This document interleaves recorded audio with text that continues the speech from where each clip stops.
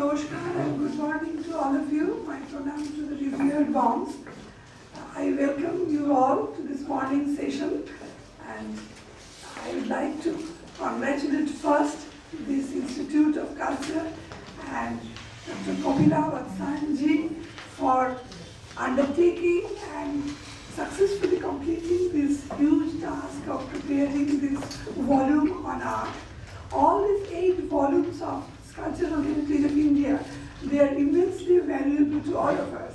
And I also thank this institute for making their price quite affordable to all of us. That is also one important point. That's why we can all purchase these books. They are very helpful to us.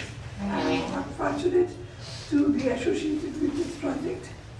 And in this morning session, we have 2 very important presentations by 3 eminent personalities. The first paper will be by Dr. Sarju Doshi. She has done extensive work on classical and modern Indian art.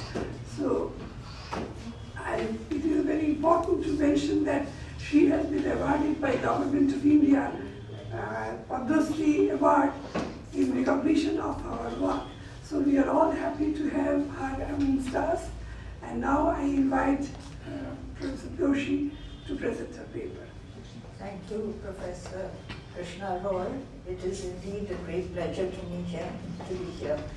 I begin by offering my pranams and as well as I begin by first and foremost Professor Krishna Roy and all the eminent scholars and personalities gathered here. I begin by offering my pranams as well as my congratulations to the Ramakrishna Mission Institute of Culture on the completion of Volume 7, edited by Kapila Vatsan on the Cultural Heritage of India. The national seminar being held here celebrates this momentous occasion, and it is a matter of great pride and pleasure and privilege for me to be here again. I thank the organizers for their kind invitation to me to participate in this national seminar. I particularly wish to thank Swami Yadavanendra Nandan for his patience at the uncertainties of my plans and programs. He has been most kind and very patient with me. My paper today is on Jain miniature painting, and after much thought, I decided to present an overview because the brief given to us was that you should say what the older scholars felt and what are the new researches. Now, in a brief time like this, it's not possible to present everything. So I thought, why do I not present an overview, and as and where we come across new ideas, new researches, new thoughts that have added and enlarged our understanding, I shall insert them there. I shall be going quite fast in view of the time limitations, so if there's anything, please stop me to ask me. Mainly my paper deals with Jain manuscripts and of course Jain miniature paintings thereafter. But Jain manuscripts were prepared we really don't know when they were prepared. As far as our information goes, the Jain canonical knowledge was transferred orally after Mahavira's death. And for about 200 years, one preceptor after the other carried on this tradition. Around the 4th century BC, there was a big famine in Bihar, and at that time, there was migration of monks in various directions. And it is felt that Bhadrabahu was the last preceptor who knew the entire canonical teachings. According to some sources, he went to Nepal. According to some sources, he went to South India. But with him, the entire knowledge was sort of vanished, so to say. There were fragments known to various monks, and the Jains of those periods decided that we cannot let our knowledge disappear, so why don't we have a council of monks and a council was held in Patliputra, where all the fragments of whatever was known to various monks was put together. So this was the first council of monks to put the entire knowledge together, whatever remained. Second, a few more conclaves were held, and of them all, the most important is the one held in the 5th century under Devardi Gani in Saurashtra, when manuscripts were written, were redacted, and the knowledge was put into writing. However, we have no manuscript, no extant manuscripts that survive from that period. What we even did not know if manuscripts were actually written, because though we assume they were written after these conclaves, there was no sort of evidence of it.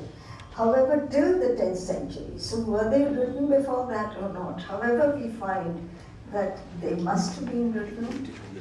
Anyway, what we find is there is this wonderful image of Saraswati from Mathura, 2nd century BC. Sorry, 183 AD. 132? Oh, I'm mixing up the numbers. 132 AD from Mathura, who is holding a manuscript in her hand. You can see that the palm leaf manuscript is tied. It has a wooden cover to it, and you can even see the manner in which it was tied together. So what we do know is that manuscripts were written, they were there from the 2nd century AD, but we have no evidence of it from that time.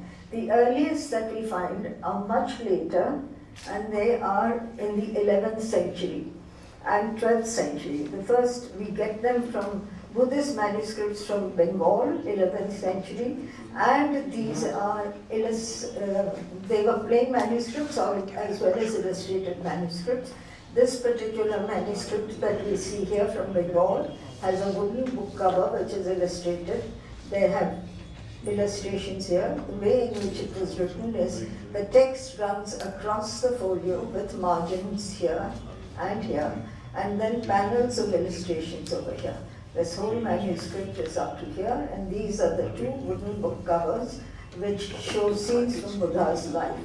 A similar thing happened with Jain manuscripts. We have here a palm leaf manuscript. Again, it is written in this manner, and it ends with this thing. We didn't have until much, at that time we had illustrations, and I show you a manuscript which is of Ogha-Nivritti, dated 1060. This is on palm leaf. It features gods and goddesses, vicious symbols, and elephants as also lions. And this is the sort of end which they show. Now, what is interesting about it is that we see 2 types of pictorial idioms over here. One is this one. This is also part of this manuscript. It's here. You can see how naturalistic this is and how this figure has volume and weight and a certain roundness in the way in it is conceived. So you get this feeling of naturalism with this particular illustration. However, when you look over here, same manuscript, you see how angular and how distorted in a way, exaggerated features, very narrow waist, very heavy bosom, and very sharp sort of angular lines in which these 2 figures are done. So this becomes the characteristic of painting in India, and this is known as the Western Indian style because we find that it was first discovered in Ellora and its prevalence was mostly in Gujarat and further down in South India. So therefore we feel that the best way to give the style a name was to call it the Western Indian style because it was in the region of Western India. These early palm leaf manuscripts show mainly gods and goddesses. Here you have a Tirthankar with attendants and a female goddess. And a certain amount of leftovers, remnants of the earlier style can be seen in a little bit of shadowing that is given along the lines by washes on the edges. Here also these sort of washes give you a feeling of volume, but this is all just sort of stylistic remains from an earlier period. They feature monks and nuns and also lay persons sitting with the monks and the nuns. So earlier we had only these sort of illustrations. Later, these are the book covers to these manuscripts. These are also from the 12th century, early 12th century. The first one features a rhizome, and here you see it, and within that are animals and figures of human figures. This one features Vidya Devis. Now this is a very enigmatic cover, because if you look at the treatment of these goddesses, you find they resemble Pala manuscripts. So there has always been a question that whether this was done in Eastern India. Did Jain manuscripts from Western India, done in the Western Indian style, were they executed in Bengal as well? But however, when you see these figures, they look so much done in Western Indian style that the conclusion is that this was probably executed in Gujarat. But we are not very, very certain about it. Now here we have like decorative motifs, here we have religious motifs, and here is a sort of legend that is shown. So we get narrative content on these wooden manuscript covers. This is a fight between Bharat and Bahubali, who were the sons of the first Tirthankar, and here are their ministers stopping them from fighting, saying, instead of killing your soldiers, why don't you two resolve the matter of your problems between the two of you through duels fought between the two of them. So this is a sort of narrative content that we drove here. Again, you see that this is the Western Indian style, and what is the what is the most distinguishing feature is this outer eye, which hangs in space. It is not within the outline of the face. Over here also you can see there too. So this is here. So this angular rendering, sort of sharp angles, and this projecting farther eye from the face, these are the main features of the Western Indian style. Not only did we get decorative features and narrative content in these book covers, we get this particular cover which shows a contemporary event.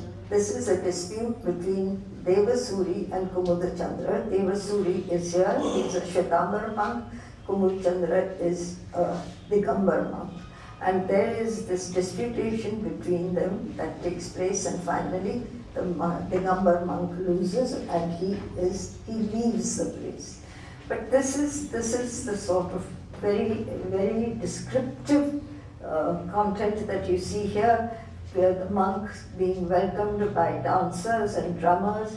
Here the Digambar monk is coming in a chariot, and I'm sorry, this chariot is being drawn with this, and here is the Digambar monk being carried in a palanquin, and here is the disputation that takes place between them.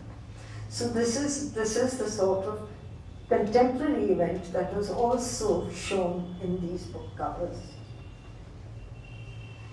And around 1250, we began to get a lot of narrative content in the miniatures as well.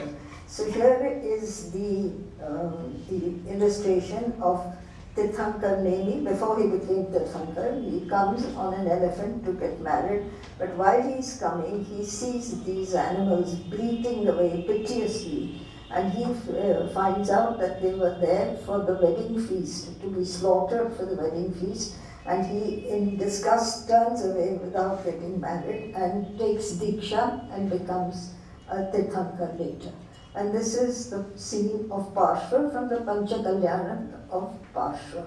He is also renouncing his worldly life by pulling out his hair. And to give this effect, they show this landscape of rocks, very stylized, under a tree where he takes his Diksha. And this is Indra with an attendant who receives the hair from him. What we find here is this convention of continuous narration where the story is told to you and the person is shown twice. You know, the whole narration takes place in this manner. Now this Western Indian style I have shown you in Gujarat, but it also extends in Karnataka. Here is a Digambar manuscript done in the same style. You can see this angularity, the projecting eye here as well. And again features, as in the early 12th century, gods and goddesses. This is the Shatakhandagama palm leaf manuscript dated between 1112 and 1120. Very limited color scheme, you find reds, yellows and greens rather. And very, very cursive line in their decorative ornamentation. Then around 1350, 1370, I've put this date here because this one is dated 1370. We find that there's considerable improvement in the way in which the paintings are shown. They're very detailed with fabric on designs, also showing the furniture of the times, how elaborate it was, and all the other accessories, curtains, canopies, all this, and you see the textiles are contemporary of the 14th century. You see bandhani patterns here, this sort of these patterns, which somewhat similar patterns you find in fustad fabrics in Egypt, and here is a monk with his thing. Now see how the line has become very fine, very controlled. The artist knows exactly what he wants to say. The drawing is also controlled. There's no extra ornamentation, and it's very beautifully composed in these small paintings. These paintings, by the way, would be about 3 inches by 3 inches, the width of a palm leaf manuscript. Now, what was assumed earlier, this is where I come to the new thinking, is that because these manuscripts around the same time were done on paper, the smooth surface of paper allowed the artist